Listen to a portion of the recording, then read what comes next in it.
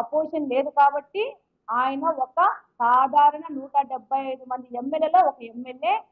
ఆయనకు ఏమాత్రమైన బాధ్యత ఉన్నా, రాజకీయంగా ఏమన్నా అవగాహన ఉన్నా, ప్రజాసేవ మీద ఏమన్నా కాంక్ష ఉన్నా ఆయనపై బెంగళూరులో కూర్చోకుండా వచ్చి పులివెందుల్లో కూర్చొని పులివెందుల యొక్క అభివృద్ధి, పులివెందుల యొక్క ప్రజల ఆకాంక్షలు తీరుస్తూ వాళ్ళ సమస్యలను తీరుస్తూ అక్కడ పనిచేయాల.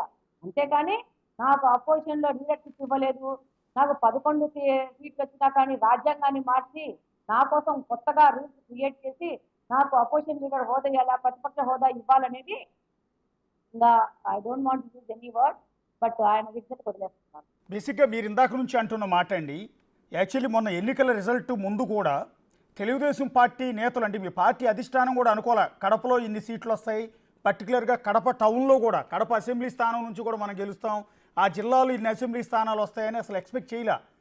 తెలుగుదేశం పార్టీ కానీ వైఎస్ఆర్ కాంగ్రెస్ పార్టీ లెక్కలేసుకునేటప్పుడు కూడా కడప జిల్లాని లేకపోతే కర్నూలు జిల్లాని వైసీపీకి వదిలేయాలి, అనంతపురం చిత్తూరు జిల్లాలు మాత్రం మనం గెలుస్తాం, మనకు సీట్లు వస్తాయని లెక్కలేసుకుంటారు తప్ప అలాంటి అసలు పూర్తిగా వదిలేసుకున్న స్థానాల్లో కూడా ఈసారి భారీ మెజార్టీలతో మీ పార్టీ వాళ్ళు గెలిచారు, పర్టికులర్గా మీరు గెలిచారు. ఇది ఎలా సాధ్యమైంది? అంటే జగన్ మీద ఉన్న వ్యతిరేకతనా, లేకపోతే మీ జిల్లాలో వైఎస్ వివేకానంద రెడ్డి హత్య కేసు కూడా ఈ వ్యతిరేకతకి ఏమైనా కారణమైంది ఆ జిల్లాలో?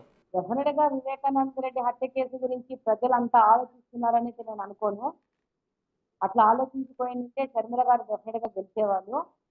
అసలు ఆ యొక్క హత్య వాళ్ళ ఇంట్లో వాళ్ళ మధ్యన రాజకీయ అధికారాలకు అహంకారాలకు రిజల్ట్. అది డెఫినెట్ గా దానికి సంబంధించిన వ్యక్తులు శిక్షించబడాలా, అది వేరే విషయము. ఇక్కడ కడప జిల్లాలో ఒక ఎత్తు, కడప నియోజకవర్గంలో ఒక ఎత్తు అండి. కడప నియోజకవర్గంలో దాదాపు 20 సంవత్సరాల నుంచి తెలుగుదేశం పార్టీ గెలవలేదు.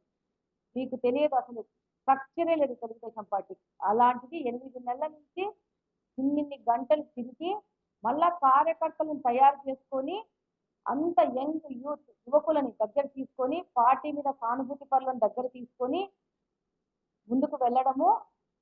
అలాగనే రెడ్డప్ప గారి రాజగోపాల్ రెడ్డి దాదాపు 60 సంవత్సరాల రాజకీయ చరిత్ర ఉన్న ఆయన కోడలు ఈరోజు వచ్చింది.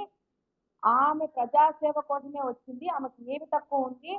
ఈ రోజు ఇంత కష్టపడి ఇన్ని గంటలు తిరుగుతా ఉందంటే ఈమె మనకి ఏమైనా చెయ్యగలుగుతాది అన్న ఆశతో నాకు ఓట్లేశారు ప్రజలు. డెఫినెట్ గా వాళ్ళ ఆకాంక్షలకు అనుగుణంగా ఈ రోజు నేను గెలిచిన వెంటనే పనిచేస్తున్నాను.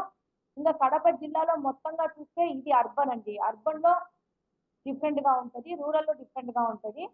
ఇప్పుడు రైతులండి ముఖ్యంగా ఈసారి మనకు మెయిన్ రిజల్ట్ రైతులకు చాలా అన్యాయం చేస్తున్నారు జగన్మోహన్ రెడ్డి గారు. అసలు ఏ విధమైన సబ్సిడీ కానీ, ఒక డ్రిప్ ఇంత వైరు ముక్క కానీ ఇవ్వడం పోవడం కానీ, పెస్టిసైడ్ చల్లడానికి కానీ, స్ప్రేయర్స్ కానీ ఏది ఇవ్వలేదు. దాదాపు రైతులు అన్యాయం అయిపోయినారు. వాళ్ళ యొక్క నెగిటివ్ ఓటింగ్ పడింది. ఈసారి ఎవ్రీ టైము రెడ్ మాకు సాలిడ్ ఓట్స్ అనుకున్న వైఎస్ఆర్ ఫ్యామిలీకి దొడ్లు ఓట్ వేయలేదు. భవిష్యత్తులో ఇప్పుడు కడప స్థానం నుంచి గెలిచినట్టే అంటే వైఎస్ఆర్ ఫ్యామిలీకి అడ్డా అని చెప్పుకుని ఆ జిల్లాలో కడప నియోజకవర్గం నుంచి గెలిచి రికార్డు సృష్టించిన మొట్టమొదటి మహిళా నేత మీరే.